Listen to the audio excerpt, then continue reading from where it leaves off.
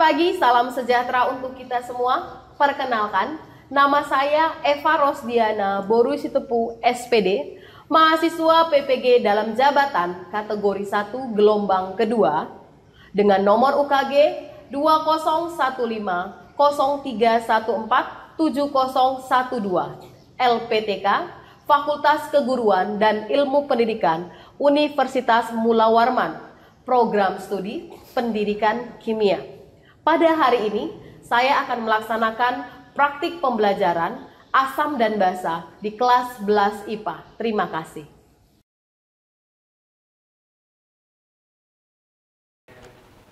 Selamat pagi, salam Fransiskus Pace Bene. Selamat pagi, Ibu. Salam Fransiskus Pace Bene. Oke, bagaimana kabar kalian hari ini? Oke, puji Tuhan sehat semuanya ya.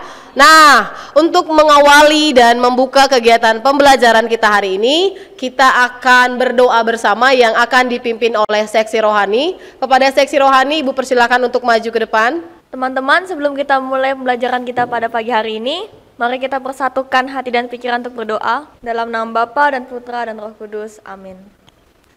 Allah Bapa yang Maha Pengasih, puji dan syukur kami panjatkan kehadirat-Mu, karena pada pagi hari ini Engkau telah mengumpulkan kami semua di sini untuk mengikuti pembelajaran. Kiranya Engkau berkati kami dengan roh kebijaksanaan-Mu, sehingga apa yang kami pelajari dapat kami serap dengan baik dan dapat menjadi bekal bagi masa depan kami. Kiranya Engkau juga berkati guru dan para staf sekolah, agar dapat senantiasa menjalankan tugasnya dengan semangat cinta kasih-Mu. Ini doa anak-Mu Tuhan, kami persatukan dengan doa yang telah Engkau ajarkan. Bapa kami yang ada di surga, dimuliakanlah nama-Mu, datanglah kerajaan-Mu, jadilah kehendak-Mu di atas bumi seperti dalam surga. Berilah kami rezeki pada hari ini, ampunilah kesalahan kami, seperti kami pun mengampuni yang bersalah pada kami. Dan janganlah masukkan kami dalam cobaan, tapi bebaskanlah kami dari yang jahat. Amin. Santo Fransiskus dari Asisi, doakanlah kami. Dalam nama Bapa dan Putra dan Roh Kudus. Amin. Oke, terima kasih Dana. Dan berikutnya kita akan menyanyikan lagu Indonesia Raya yang akan dipimpin oleh Yurin. Kepada Yurin, Ibu mohon untuk kesediaannya memimpin kita menyanyikan lagu Indonesia Raya.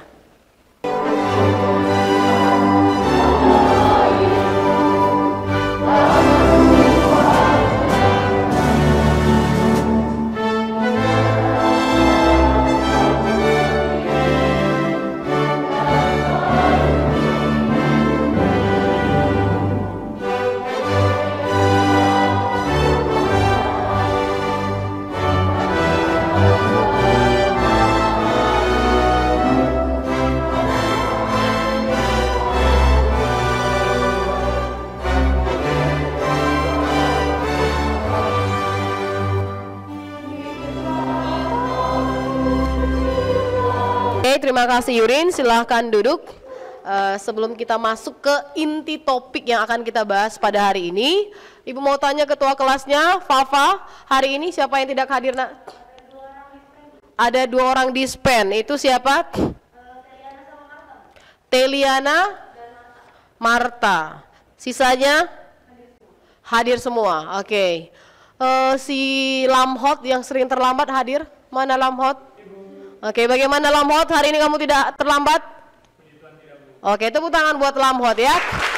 Oke, dan tepuk tangan buat kalian semua ya.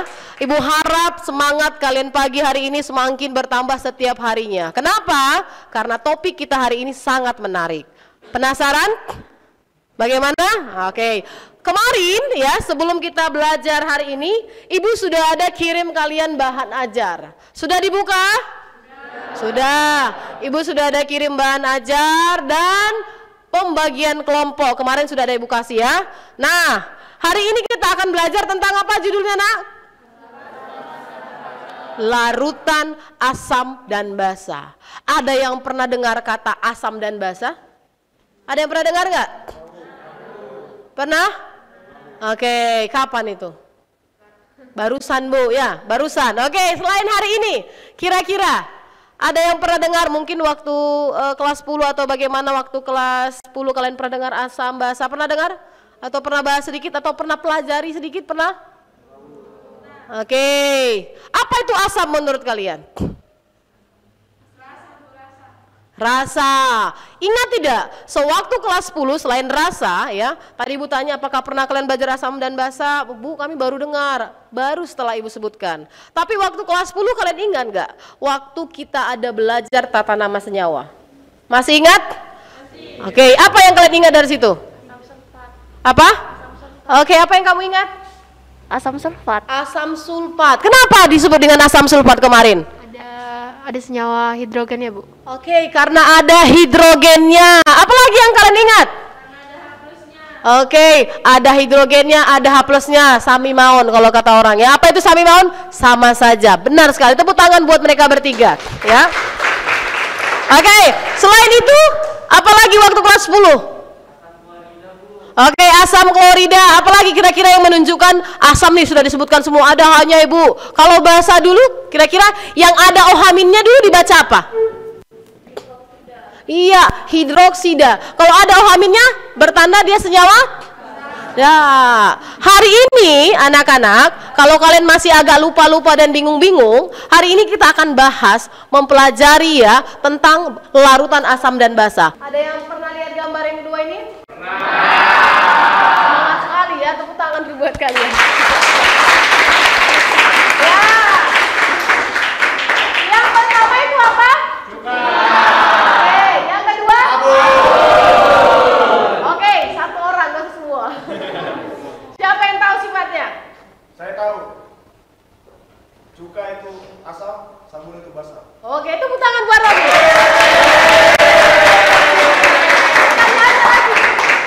Romi, kenapa sifatnya asam dan basa? Ada yang tahu? Bantu Romi.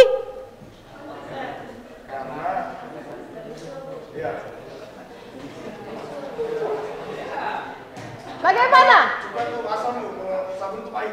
Oke, tepuk tangan buat Romi. Iya. Karena Ibu, cuka itu kalau dirasa, rasanya asam. Makanya waktu kita makan di seafood pasti dikasih itu ya. Atau makan bakso kadang dikasih juga. Nah, kalau sabun rasanya pahit. Ketika mandi gosok-gosok semua si Romi ini kan. Sangkin dia gosok-gosok semua tep ya. Oke, lapar dia kata dimakannya. Benar sekali. Berarti kita bisa membedakan ini dari segi rasa. Oke, kalau yang ini. Nah, apa ini?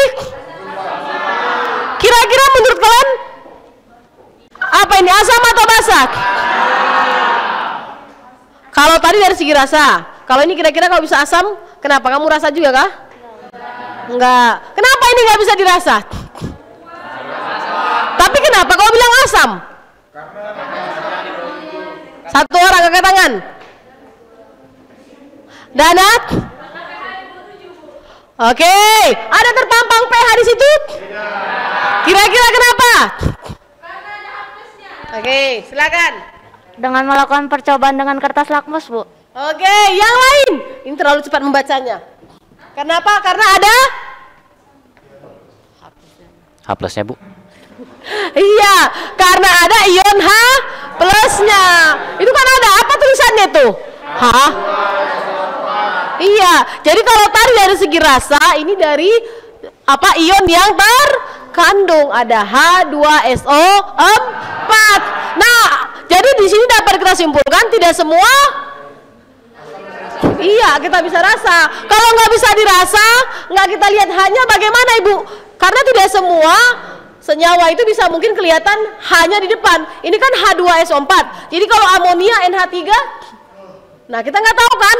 Jadi, oke, selain daripada rasa, ada ion H plusnya. Kita bisa membedakan sifat asam dan basa menggunakan yang namanya kertas universal atau kertas indikator. Jadi nanti kita akan menguji larutan itu menggunakan kertas universal.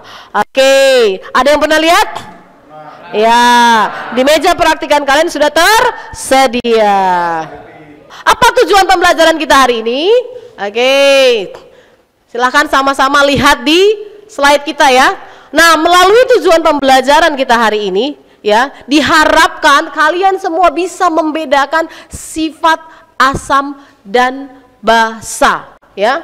Berdasarkan kegiatan mengamati, mengobservasi, diskusi kelompok dengan pembelajaran problem based learning.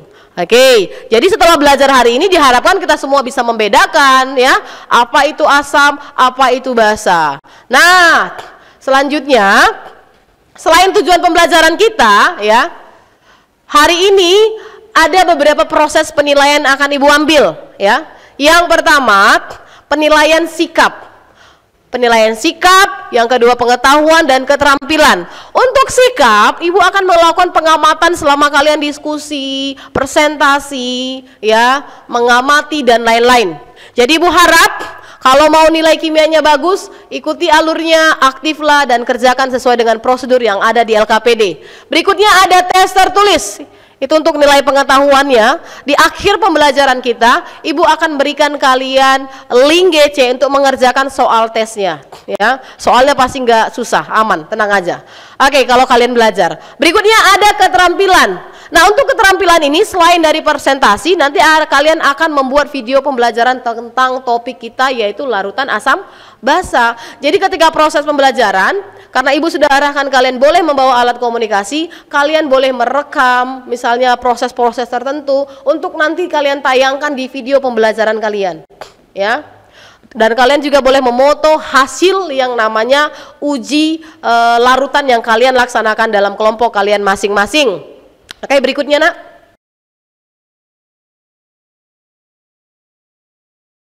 Sekarang kita akan masuk. Oke, kalian tahu ini apa?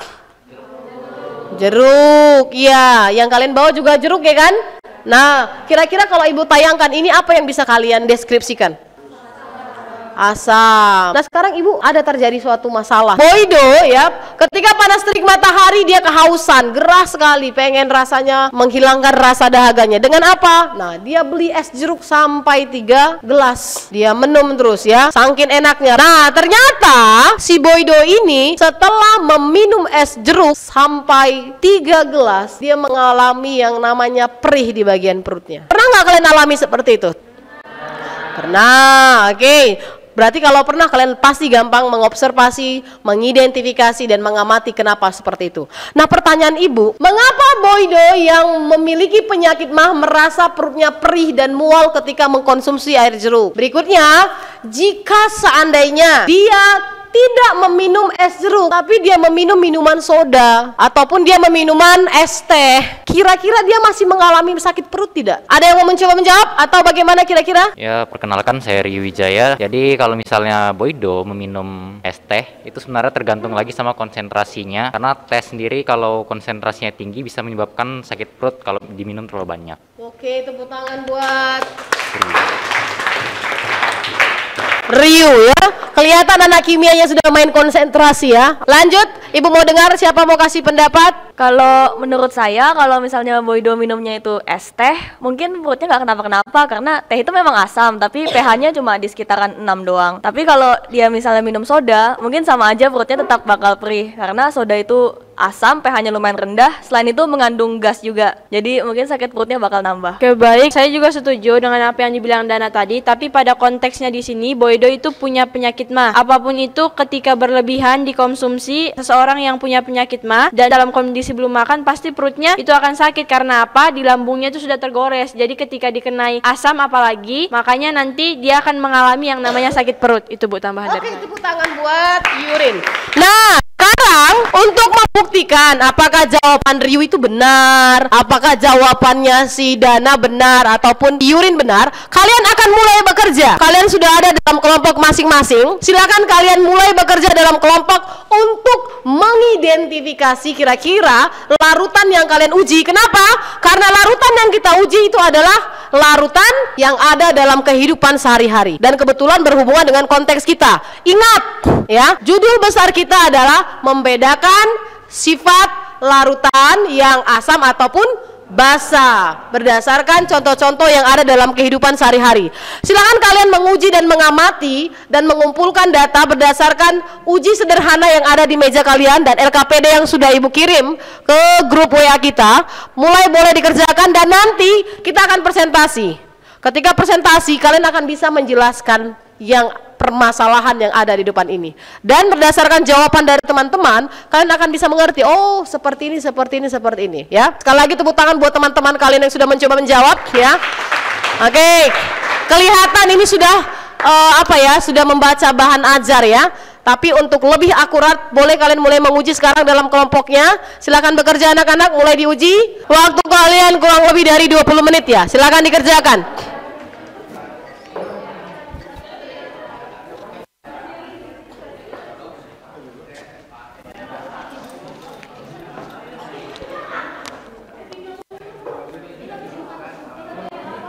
Sebelum kalian bisa menjawab setiap pertanyaannya, coba perhatikan dulu video pembelajaran yang ada di depan untuk membantu kalian memastikan jawaban dari setiap masalah yang ada di LKPD dan supaya memastikan kalian bisa mengumpulkan data yang benar, ya. Dan dikaitkan dengan hasil uji sederhana yang kalian lakukan hari ini. Coba perhatikan tayangan video pembelajaran berikut.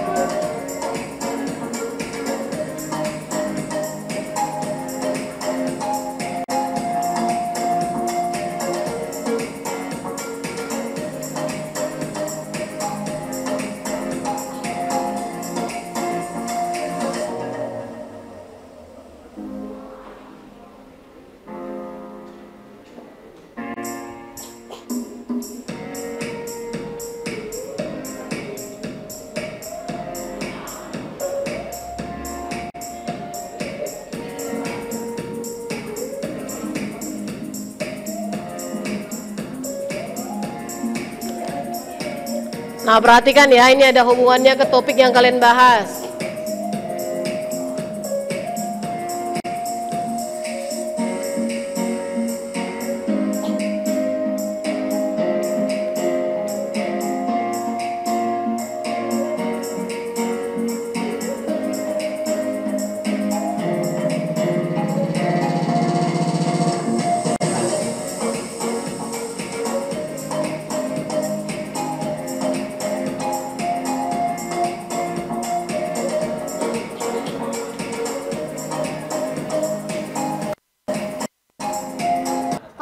Coba uji sekali lagi, ini karena udah bercampur kertasnya. Coba diuji ya, pelan-pelan. Nah, kertas universal tujuannya buat apa?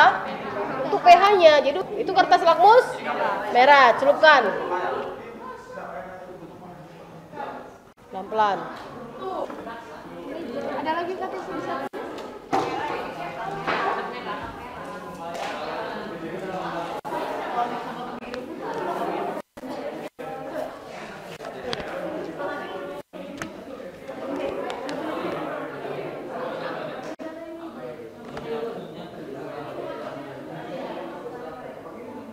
Oke, nah waktu kita sudah habis.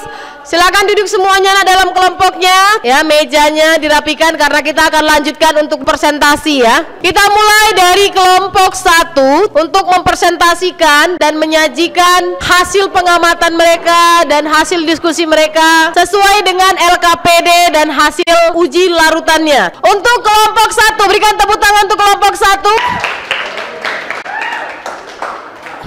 Supaya semua semangat, sepertinya ini habis menguji masih bingung-bingung. Sekarang coba kalian berdiri dulu di situ, berdiri semua di pinggir. Kita akan ice breaking dulu, coba-coba. Dengarkan arahan ibu. Setiap ada kata clue, tepuk 1. Berarti kamu tepuk 1 kali. Tepuk 2, berarti tepuk 2 kali. Kalau ibu bilang tidak ada pakai kata tepuk, berarti kamu tidak tepuk. Kita uji dulu. Sudah siap? Tepuk 1, 2. Ada Theo dan Farel ya. Tepuk tangan buat mereka. Oke, berarti semua sudah fresh kembali ya.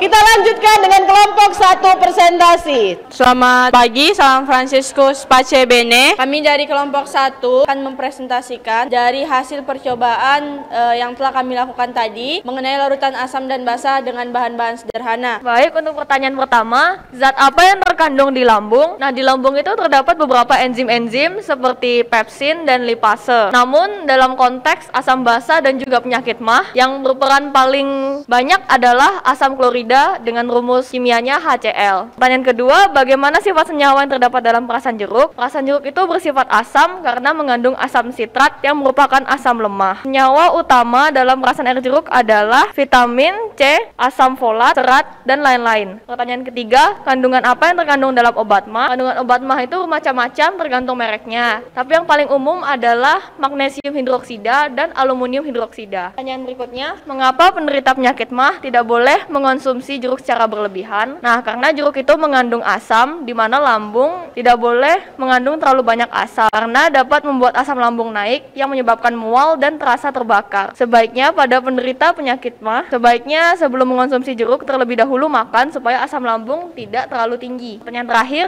jika Bu Ido mengonsumsi minuman lainnya seperti soda, kopi, atau teh, apakah perutnya akan tetap perih atau mual? Jawaban kami, jika dalam konteks Bu Ido meminumnya sebelum makan dan kondisinya Bu Ido memiliki penyakit MAH, itu tuh sangat mungkin terjadi Bu Ido tetap kena penyakit MAH, terutama kalau dia mengonsumsi kopi, jeruk, ataupun soda. Baik, sekian penjelasan dari kami. Kalau teman-teman ada yang ingin bertanya, boleh bertanya. Baik, terima kasih atas kesempatannya. Saya Ri Wijaya dari kelompok 2. Tadi saya mendengar jika pare itu sifatnya asam ya. Kalau boleh tahu kenapa pare itu asam tapi memiliki rasa yang pahit? Di dalam pertanyaan yang ada di LKPD, saat Bu Ido sakit, dia diberikan obat MAH yang bersifat basa. Bagaimana cara kerja obat MAH tersebut sehingga dia dapat mengurangi asam lambung yang ada di perut Bu Ido?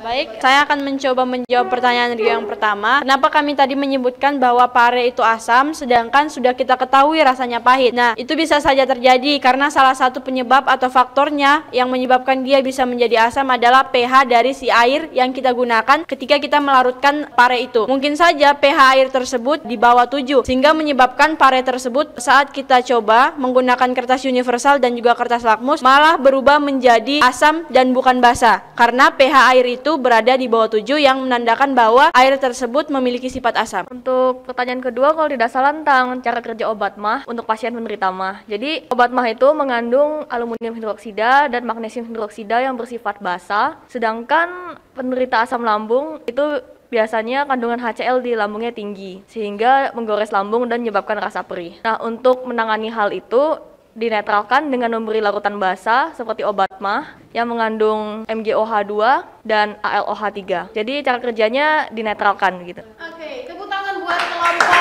Yurin yang sudah mencoba menjawab. Oke, ada kesimpulan atau penutup dari kelompok 1? Baik, jadi kesimpulan dari kami untuk membedakan larutan asam dan juga basa bukan hanya dapat dibedakan melalui rasanya, karena seperti tadi yang sudah dijelaskan, tidak semua larutan itu bisa kita rasa. Kita bisa menggunakan alternatif di dalam ilmu kimia seperti kertas lakmus dan juga kertas universal.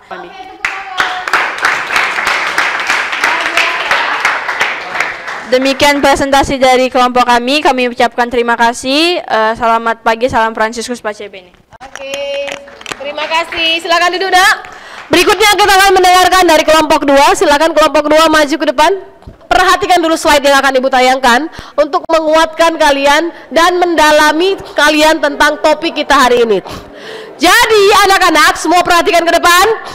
Berdasarkan pembelajaran hari ini, ya, kita akan bisa sama-sama menganalisis dan mengidentifikasi apa itu asam, ya. Apa itu asam? Bisa sama-sama baca. Asam adalah senyawa yang menghasilkan ion hidrogen atau H+ ketika dilarutkan dalam pelarut. Jadi asam itu selain tadi yang kita lihat, oh rasanya asam, ya, sebenarnya asam itu apa? Melepaskan ion H+. Makanya waktu kalian belajar larutan elektrolit dan non elektrolit, pada umumnya senyawa asam bisa menghidupkan lampu karena ada namanya transfer elektron, ya. Oke, apalagi itu asam?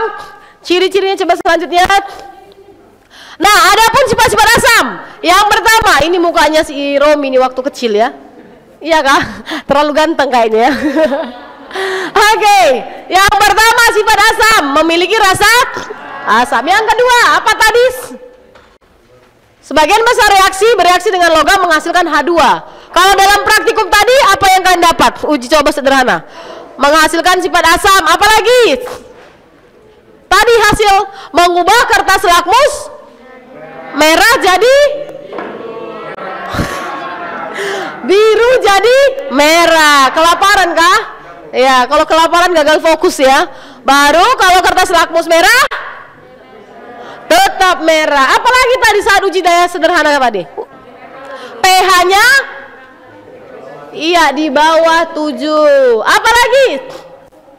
Nah, lanjut. Dapat mengubah. Oke, ini tadi yang sudah kita lihat langsung ya. Bersifat korosif. Nah, lanjutnya apa? Menghasilkan ion H+ dalam air. Oke, berikutnya dapat menghantarkan arus listrik. Seperti tadi yang sudah Ibu sebutkan. Waktu kita belajar kelas 10 ada namanya uji daya hantar listrik. Semua larutan asam ya pasti akan bisa menghidupkan bola lampu. Masih ingat kan? Masih. Yang ada apa di dalam larutannya? Gelembung gas. Lanjut. Apalagi sifat asam? Nah, sudah habis. Itu pada umumnya. Nah, kita masuk ke sifat basa. Apa itu basa? Sama-sama baca kuat. Senyawa? Oke, dalam perarut. Oke. Berarti dia melepas ion OH-. Itulah sifat pengertian dari basa. Apa aja sifatnya? Oke. Tadi di percobaan apa aja sifatnya? Licin katanya. Kenapa ada kau pegang kata di licin-licin? Pegang apa kamu? Oh, pegang sabun kah? Oke, yang kedua. Pahit. Tadi kau rasa apa? Apa yang kau rasa? Enggak ada yang kau rasa? Apa yang kau jilat? Ada lapar Kak Romi. Bersifat pahit. Contohnya apa tadi di larutan kalian? Pare, bukan paret ya, pare. Apalagi yang tadi sifatnya basah? Deterjen. Apalagi? Apalagi? Obat mah tidak semua licin langsung dari basah ya. Licin jika dipegang dengan jari. Apalagi berikutnya? Perhatikan ke depan. Bersifat basah itu merusak kulit. Makanya kalau tadi kita ada permasalahan si Boydo yang sakit mah, jadi kalau seandainya dia minum selain jeruk seperti es teh masih terasa nyeri atau tidak? Masih tetap. Kenapa? Ya karena di dalam lambungnya sudah terjadi luka. Maka mau larutan asam, mau larutan basah akan tetap terasa sakit. Makanya dianjurkan lebih baik minum obat mah. Oke, lanjut. Dan memiliki pH di atas 7. Tadi sudah kita uji ya. Oke, pH sabun tadi berapa di kelompok kamu, Romi? pH sabun di kelompokmu berapa? Ayo. Berapa pH sabun? 12. Terbukti bahwa pH sabun itu memang sifatnya basah dan di atas 7. Oke. Nah, berikutnya teori asam basa. Jadi nanti kita akan membahas lebih lanjut lagi tentang teori asam basa. Itu ada 3. Ada teori Arrhenius, ya, ada teori Lewis, dan nanti ada teori Bronsted-Lowry. Nah di sini kalau Arrhenius itu dia menghasilkan ion H+ dan OH-. Nah kalau teori yang namanya Bronsted-Lowry itu berbicara tentang donor dengan aksep. Ada yang mendonor, ada yang menerima, ya. Oke, berikutnya ada juga nanti teori asam basa menurut si Lewis. Lewis ini kebalikan dari Bronsted-Lowry. Kalau asam dia mendonor, tapi kalau di Lewis asam itu dia aksep, penerima. Oke. Nah, berikutnya ini ada contoh ya, nanti slide ini sudah Ibu bagikan ke kalian. Kalian boleh baca-baca dan pelajari. Karena topik berikutnya kita akan mengupas habis tentang reaksi-reaksi ionisasi di dalam asam dan basa. Dan sekaligus kita akan membedakan mana asam basa Lewis, Bronsted-Lowry, dan apa satu lagi? Apa? Iya. Arrhenius, Brownell, Lowry, dan Lewis. Oke, berikutnya. Nah, tahu ini apa? Indikator. Tadi sudah digunakan? Sudah, kita gunakan untuk menentukan apa? pH-nya. Kalau kita sudah bedakan sifat asam basanya dari kertas lakmus, supaya lebih akurat kita akan menghitung ataupun menentukan pH-nya dengan menggunakan kertas indikator atau kertas universal. Oke. Nah,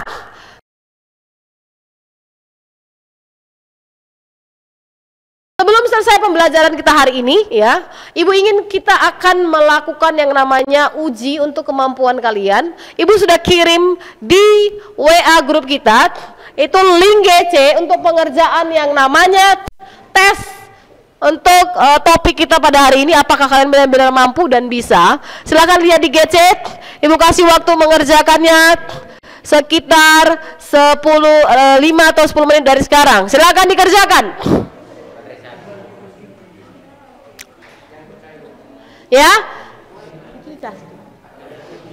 silakan sambil dikerjakan. Dan Ibu juga akan kirim namanya link Padlet untuk refleksi. Silakan langsung diisi. Karena setelah ini kita akan lihat apa yang sudah kalian isi di Padletnya ya. Oke, silakan dikerjakan, Nak. Silakan. Nah, seperti ini ya untuk GC-nya, silakan dijawab. Masing-masing dijawab. Sudah selesai dijawab, langsung kerjakan yang di link Padlet itu untuk refleksi kita hari ini. Yang sudah langsung dikirim.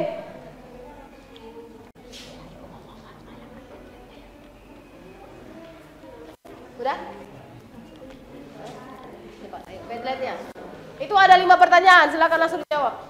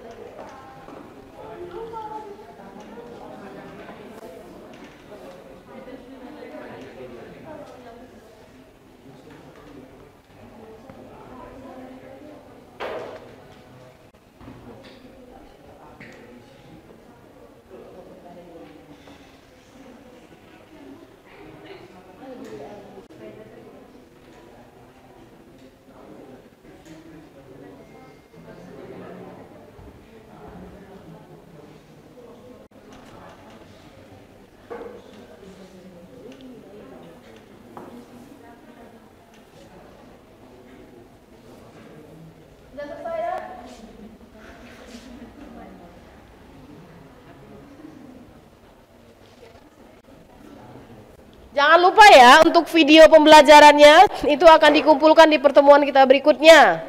Nanti diupload di media sosial supaya Ibu akan nilai berdasarkan apa yang sudah kalian kerjakan, sekaligus kita akan menyajikan untuk dapat dilihat halayak ramai ya. Waktunya tinggal 3 menit lagi.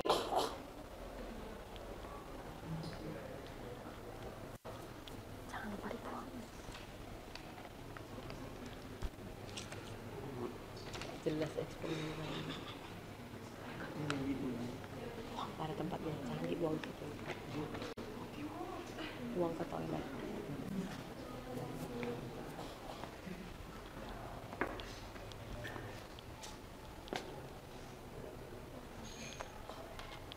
Oke, untuk di GC itu hanya 5 soal Ibu kasih ya. Ibu yakin itu sangat gampang ya.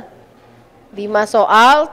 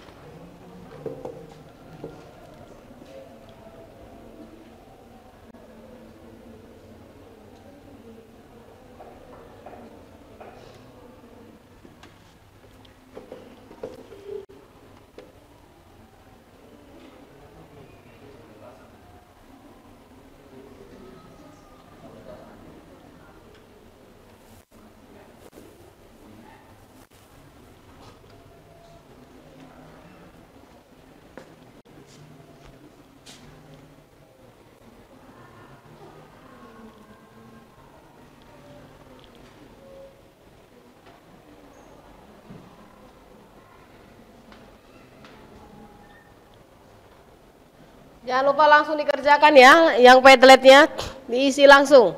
Yang sudah selesai boleh kirim dan Padletnya langsung diisi.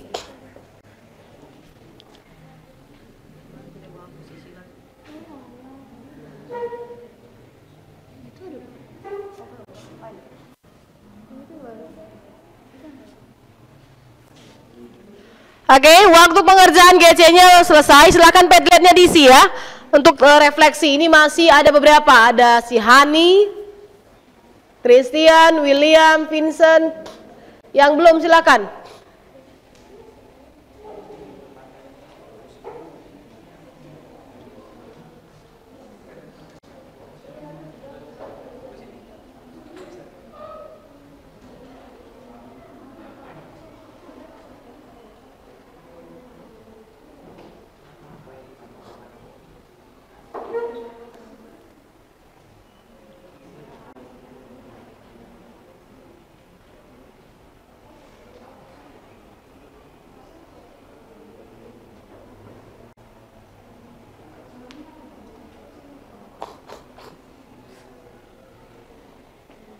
Oke, kita baca, coba lihat, perhatikan yang sudah dijawab oleh teman kalian yang ada di sini. Si Hani, yang pertama senang, yang kedua kegiatannya yaitu mengetahui cara membedakan antara larutan asam dan basa.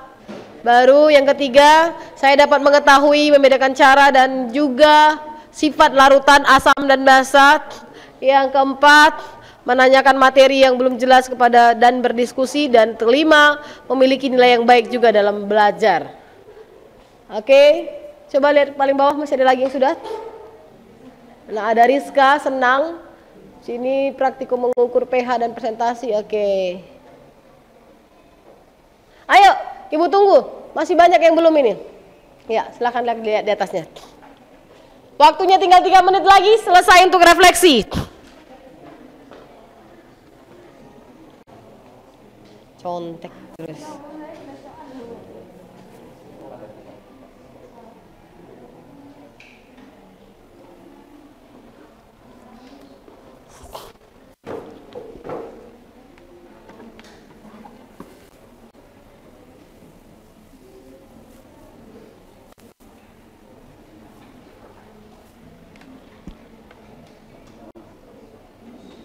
Ayo yang lain yang belum.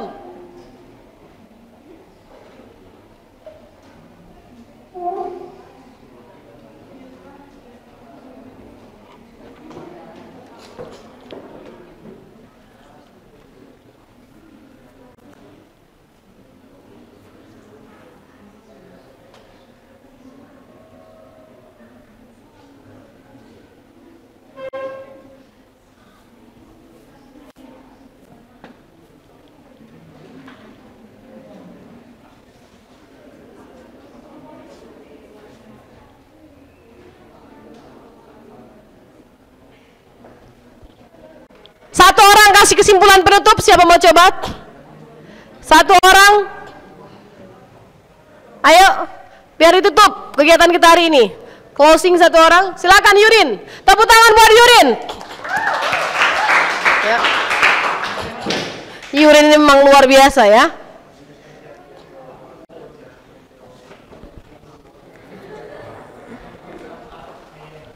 Baik, jadi kesimpulannya untuk pembelajaran hari ini yaitu mengenai larutan asam dan basa. Seperti yang tadi sudah disampaikan oleh teman-teman sekalian, mengenai larutan asam dan basa itu tidak semuanya itu kita bisa cicipi, yang pertama. Yang kedua, untuk mengetahui atau membedakan larutan asam dan basa, kita dapat mengetahuinya melalui rasa, tetapi tidak semua. Jadi untuk itu diperlukan alternatif, maka hadirlah alat atau bahan yang berupa kertas universal dan juga kertas lakmus untuk kita dapat membedakan larutan tersebut tergolong asam atau tergolong basa.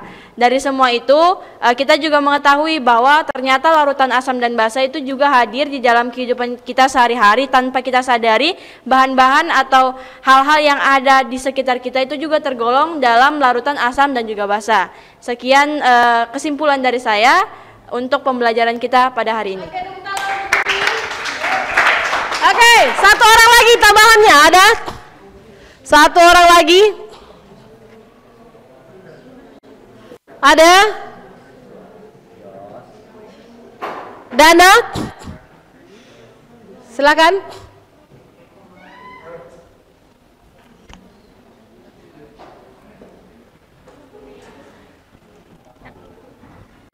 Baik, kalau dari kesimpulan yang saya tarik, jadi dari pembelajaran kali ini kita bisa mempelajari sifat-sifat dasar asam dan basa, yang mana asam itu sifat-sifat umumnya, asam bersifat masam, bersifat korosif, dan dapat memerahkan lakmus biru. Selain itu juga melepas ion H+ dalam air. Kemudian basa itu dapat mengubah kertas lakmus merah menjadi biru, rasanya pahit, bersifat kaustik, dan melepas ion OH- dalam air. Kemudian kita juga dapat menyimpulkan bahwa asam itu pH-nya di bawah 7, basa itu di atas 7. Kita juga mempelajari cara menggunakan indikator universal dan kertas lakmus.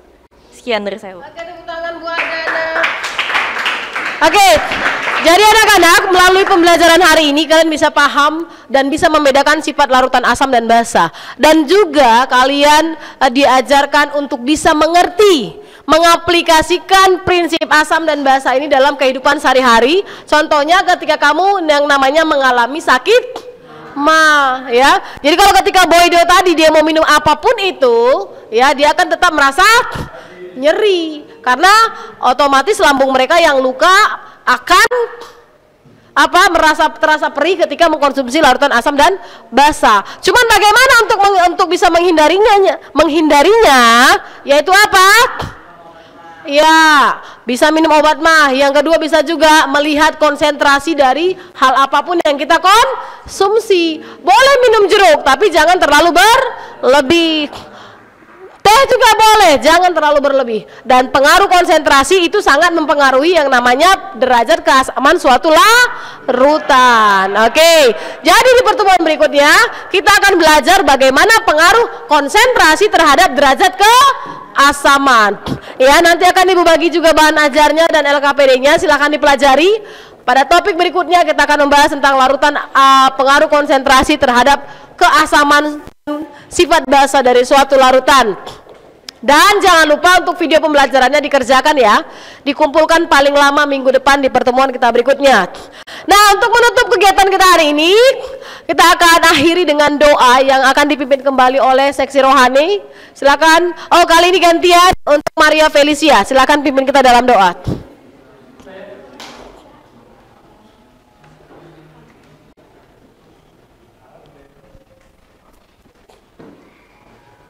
Teman-teman dan Ibu Eva, sebelum mengakhiri kegiatan kita hari ini, marilah kita bersatu dalam doa. Dalam nama Bapa dan Putra dan Roh Kudus, amin. Ya Tuhan Allah Bapa yang Maha Baik, kami bersyukur dan berterima kasih atas penyertaan-Mu dan berkat-Mu selama kegiatan kami dari awal hingga akhir, sehingga dapat berjalan dengan lancar sesuai dengan rencana-Mu. Ya Tuhan, semoga apa yang telah kami pelajari hari ini dapat berguna bagi masa depan kami. Inilah doa anak-Mu demi Kristus Tuhan dan pengantara kami, amin. Bapak Santo Fransiskus dari Asisi, doakanlah kami. Dalam nama Bapa dan Putra dan Roh Kudus, amin. Oke, terima kasih. Demikian pembelajaran kita hari ini, kita lanjutkan di pertemuan berikutnya. Selamat siang, salam Fransiskus Pace Bene.